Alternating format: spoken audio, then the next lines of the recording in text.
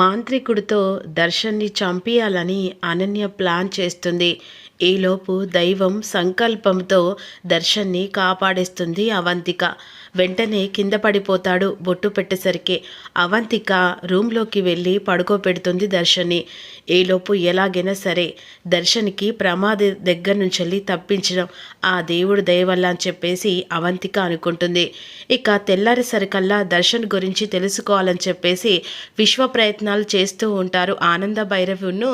మరోవైపు శరణ్య, అత్తయ్య గారు, ఒకవేళ ఈయన అక్కడ కనిపించట్లేదు అడవులలో, ఎవరైనా చూసి కూడా చెప్పాలంటే ఇక పేపర్లు వేస్తే బాగుంటుందేమో అత్తయ్య గారు అని ఈ విధంగా అంటుండగా, అవునమ్మా నువ్వు చెప్పేది నిజమే, సరే అత్తయ్య గారు ఏదైతే అది జరిగింది అని చెప్పేసి పేపర్లో యాడిస్తుంది.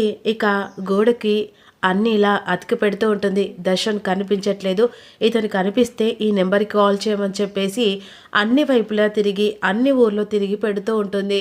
ఇక ఈ లోపు వెంటనే అవంతిక రోడ్డు మీద నడుచుకుంటూ అలా వెళ్తుండగా అవంతిక అన్ఎక్స్పెక్టెడ్గా ఆ గోడ మీద దర్శన్ గురించి చూస్తుండగా ఆ టైంలో వెంటనే ఎలాగైనా సరే దర్శన్ గురించి పిలుపు వచ్చింది. ఇక వెంటనే శరణ్యకు ఫోన్ చేసి తన భర్తని తనకి అప్పగించి నా బాధ్యత నెరవేర్చుకున్నదాన్ని అవుతాను, ఎందుకంటే తన మాంగళ్యం కాపాడడానికే ఆ దేవుడు నాకు ఈ సంకల్పాన్ని నిర్మించాడు అనే విధంగా అవంతిక అనుకుంటుంది. ఈలోపు అన్ని పేపర్లో యాడివ్వడం వెంటనే పేపర్లన్నీ ఇక అక్కడ ఇక్కడ అతుకు పెట్టడం, చిన్న కోరిక ఆ దేవుడు దయ వల్ల ఏదో రూపంలో నా భర్త కనిపిస్తాడని ఒక చిన్న నమ్మకంతో ఒక ముందడుగుస్తుంది శరణ్య. ఈలోపు ఇంటికి వచ్చేస్తుంది. ఇక తన భర్తని తనకి అప్పగించే టైం వచ్చింది అని చెప్పేసి వెంటనే అదే సమయానికి శరణ్య ఫోన్కి అవంతిక ఫోన్ చేస్తూ ఉంటుంది. ఆ సమయంలో శరణ్య ఫ్రెష్ అప్ అవడానికి తన రూమ్లోకి హాల్లో ఫోన్ పెట్టి వెళ్ళిపోతుంది. ఆ సమయంలో అనన్య అటువైపుగా వెళ్తుండగా శరణ్య ఫోన్ రింగ్ అవుతూ ఉంటుంది. ఇదేంటి ఎవ్వరు లేరా, ఒకవేళ దర్శన్ బ్రతికే ఉన్నాడని కబురు వచ్చిందేమో, వెంటనే ఫోన్ ఎవరు చూడాలి అని చెప్పేసి హాల్లోకి వస్తుంది అనన్య. ఫోన్ లిఫ్ట్ చేస్తుంది. శరణ్య, నేను అవంతికను, నీ ఫ్రెండ్ని. దర్శన్ ఎక్కడున్నాడో తెలిసింది, దర్శన్ నా దగ్గర ఉన్నాడు అనేసరికి, ఓ నువ్వా అని చెప్పేసి శరణ్య వాయిస్లా మాట్లాడుతూ ఉంటుంది. ఎక్కడున్నావు నువ్వు అంటే, దర్శన్ ఎక్కడున్నాడు, మడికొండ దగ్గర ఉన్నాం, వెంటనే దర్శన్ వచ్చి తీసుకెళ్ళు. చాలా థ్యాంక్స్ అవంతిక, నా భర్తను కాపాడావు, ఇదిగో ఇదిగో నేను వెంటనే వస్తాను అని చెప్పేసి కాల్ కట్ చేసి అందులో నెంబర్ డిలీట్ చేస్తుంది. ఓహో, ఈ అవంతిక ఆవిడ దర్శన్ని కాపాడిందా, నీ భర్తను నీకు ఎలా దగ్గర చేస్తానే, వాడి ప్రాణాలు మధ్యలోనే తుంచేస్తాను అనే విధంగా వెంటనే ఇక అనన్య రౌడీలకు ఫోన్ చేసి అడ్రస్ చెప్తుంది మడికొండ దగ్గర.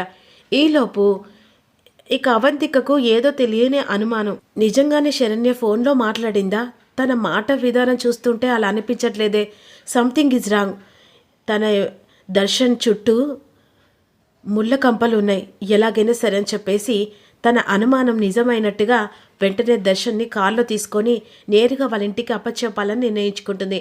ఈలోపు వెంటనే ఇక దర్శన్ వెనకాల అక్కడ రూమ్ దగ్గరికి వెళ్ళేసరికి ఆ రూమ్లో ఎవరు కనిపించరు. ఆ టైంలో కారు వేసుకొని దర్శన్ని తీసుకుపోతుండగా రౌడీలు వెంటనే వెంబడిస్తారు. ఇక వెంటనే అవంతిక కారుకు అడ్డుపడతారు. ఈలోపు ఇక శరణ్యకు ఆ సమయంలో మెసేజ్ పెడుతుంది. వెంటనే మెసేజ్ పెడుతుండగా వెంటనే మెసేజ్ ఓపెన్ చేసి ఇక నీ భర్తకు ప్రమాదం ఉంది అని చెప్పేసి వెంటనే లొకేషన్ షేర్ చేస్తుంది అవంతిక. ఆ టైంలో అవంతిక లొకేషన్ షేర్ చేసేసరికి శరణ్య అక్కడికి వస్తూ ఉంటుంది. ఆ సమయంలో వెంటనే అనన్య పంపించిన రౌడీలు దర్శన్ మీదికి అవంతిక మీదికి అటాక్ చేసి కాళ్ళ నుంచెలి వెంటనే తనని కొడుతూ ఉంటారు. ఈలోపు దర్శన్ని చంపడానికి కత్తి పట్టుకొని ఇక దర్శన్ని పొడవబోతుండగా ఆ సమయంలో శరణ్య వస్తుంది. కత్తి పట్టుకున్న ఇక రౌడీల తాట తీస్తుంది. ఈలోపు అవంతిక కూడా చాలా హెల్ప్ చేస్తుంది. నా భర్తను నాకు దూరం చేసి ఇక నరకం చూపిస్తారా, మీరు బ్రతకడానికి వీలేదురా, ఈరోజు మీరు అందరూ నా చేతిలో చచ్చారా అని ఉగ్ర రూపంతో శరణ్య వాళ్ళ తాట తీస్తుంది. అక్కడి నుంచి వాళ్ళు పారిపోతారు. వెంటనే అవంతిక శరణ్యం కలిసి ఇక నా భర్తను కాపాడినందుకు అసలు మీకు ఏమిచ్చి రుణం తీర్చుకోవాలో అర్థం కావట్లేదు. ఇది నా బాధ్యత. నీ మాంగళ్యాన్ని కాపాడడానికి నీ చుట్టూ శూర్పణఖలు చేరారు. ఆ శూర్పణఖల నుంచి నీ భర్తను కాపాడడానికి కాస్త టైం పట్టది. కానీ ఇక నుంచి నీ మాంగళ్యానికి నీ భర్తకు ఎలాంటి ఆటంకం కూడా జరగదు అని చెప్పేసి ఇక వెంటనే మీరు కూడా రండి అని చెప్పేసి అవంతికని తీసుకొని దర్శన్ని తీసుకొని శరణ్య ఇంటికి వస్తుంది. వచ్చేసరికి ఆనంద భైరవి కంగారు పడుతూ ఉంటుంది. ఆ టైంలో ఇక వెంటనే దర్శన్ని చూసి ఉలిక్కి పడతారు అటు సౌమ్యను ఇక అనన్య. ఏంటి వీడు బ్రతికొచ్చాడా చావలేదా అనే విధంగా ఉలిక్కి పడేసరికి అమ్మ శరణ్య, నాన్న దర్శన్ మేడం తను ఇప్పుడు మన స్థితిలో లేడు, తనకి కాస్త రెస్ట్ కావాలి. శరణ్య వెళ్ళి దర్శన్ని పడుకోపెట్టు అని అవంతిక చెప్తుంది. శరణ్ చెప్పేసి అవంతిక చెప్పినట్టే శరణ్య దర్శన్ని రూమ్లో తీసుకెళ్ళి పడుకోపెడుతుంది. ఇక పడుకునేసరికి హాల్లోకి వస్తుంది. చాలా థ్యాంక్స్ అమ్మా, అసలు ఒక అమ్మవారిలా నా కొడుకును కాపాడవు, నీకు ఏమిచ్చి రుణం తీర్చుకోగలను అనే విధంగా అంటుండగా, ఇది నాది కాదండి కాపాడడం, తన మాంగళ్యమే ఈరోజు నీ కొడుకును కాపాడింది. తను చేసే ప్రతి ఒక్క పూజ తన మాంగళ్యం కాపాడు కోసమే సంకల్పంగా మారింది. ఇందులో నేను చేసింది ఏం లేదండి అని ఈ విధంగా అన్న తర్వాత, అసలు మీకేమిచ్చి రుణం తీర్చుకోగలను?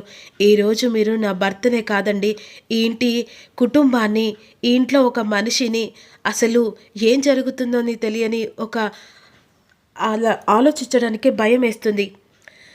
ఒకటి చెప్తున్నాను శరణ్య, ఇక నుంచి నీ భర్తను ఎలా కాపాడుకోవాలో, ఎలా సంకల్పంగా ఉండాలో అది నీ మధ్యనే ఉంది.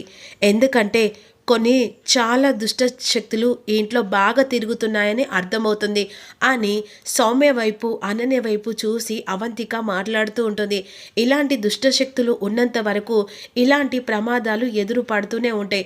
ఆ ప్రమాదాలను దాటుకొని వస్తేనే అప్పుడు ఆ దుష్ట శక్తులు మాయమైపోతాయి అని చెప్పేసి అవంతిక అంటూ ఉంటుంది.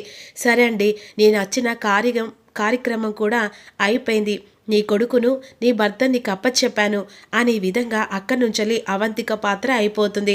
అక్కడి నుంచి అవంతిక వెళ్ళిపోతుంది. ఈలోపు అసలు దర్శన్ ఎలా వచ్చాడు? దర్శన్ని చంపాలని ఎలాగైనా దొరికితే అతను ఫేస్ మార్పు చేయించి నేను ఇక్కడి నుంచి తీసుకెళ్లాలనుకున్నాను కదా, ఇలా ఎలా జరిగింది అనే విధంగా ఆలోచిస్తూ ఉంటుంది. ఇక వెంటనే తన కొడుకు వచ్చాడని సంతోషంలో, అక్క ఇక నా దర్శన్ వచ్చాడక్క, చాలా సంతోషంగా ఉంది. అవునా ఆనంద, ఎన్ని దేవుళ్లకు కోటి మొక్కులు మొక్కాము, ఇక ఈ గండం పోగొట్టాలని చెప్పేసి ఆ అమ్మవారే మన మీద దయ చూపించాడు.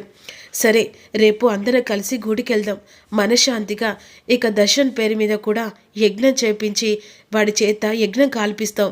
సరే అక్క, నువ్వు ఏది చెప్తే అదే అని ఈ విధంగా అనుకుంటుంది. ఇక ఈలోపు వెంటనే నా భర్తను నా దగ్గర నుంచి దూరం చేయాలనుకున్న ప్రతి ఒక్కరికి చెప్తున్నా, ఈ శరణ్య ఉన్నంత వరకు, నా మెల్లో మాంగళ్యం ఉన్నంత వరకు ఆ అమ్మవారు నాకు రక్షణగా కవచంలా కాపాడుతారు. ఏ దుష్ట శక్తి వచ్చినా, ఏ శూర్పణఖ వచ్చినా దాని ముక్కు కోసి చేతిలో పెట్టి ఇక తరిమి కొట్టేదాకా ఈ శరణ్య వదిలిపెట్టదు అనే విధంగా ఒక్కసారిగా సౌమ్య వైపు అనన్య వైపు చూసుకుంటూ మాట్లాడుతూ ఉంటుంది. ఇదేంటి, ఇది నన్ను చూసి వార్నింగ్ ఇచ్చిందా, లేకపోతే తెలుసుకొని వార్నింగ్ ఇచ్చిందా? దర్శన్ చేతికున్న లాకెట్ కూడా లేదు కదా. ఇప్పుడు దర్శన్ నాతో అనుకున్న కలలాగే కరిగిపోయిందా? ఇప్పుడు ఏం చేస్తే దర్శన్ నా వాడవుతాడు? అమ్మో, ఇప్పుడు ఈ శరణ్య నేనని తెలిస్తే ఆ తర్వాత నన్ను చంపడానికి కూడా అది కనీసం కనికరం కూడా చూపించడు. కొన్ని రోజులు నేను సైలెంట్గా ఉండడమే బెటరు అని సౌమ్య అనుకుంటూ ఉంటుంది. ఈలోపు దర్శన్కి మెలకువ వస్తుంది. పాలు తీసుకెళ్ళి దర్శన్కి ఇస్తుంది. ఇప్పుడు ఎలా ఉందండి? బాగానే ఉంది, కానీ తలంతా పట్టేసినట్టు ఉంది శరణ్య. పర్లేదండి, కాస్త అలాగే ఉంటుంది. అసలు నాకేమైంది?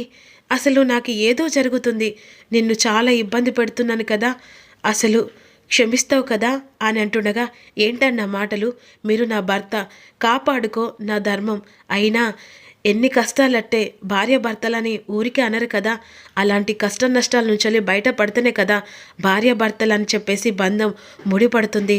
అయినా నీకు దొరకడం అదృష్టం కాదు, నువ్వు నాకు దొరకడం చాలా అదృష్టం.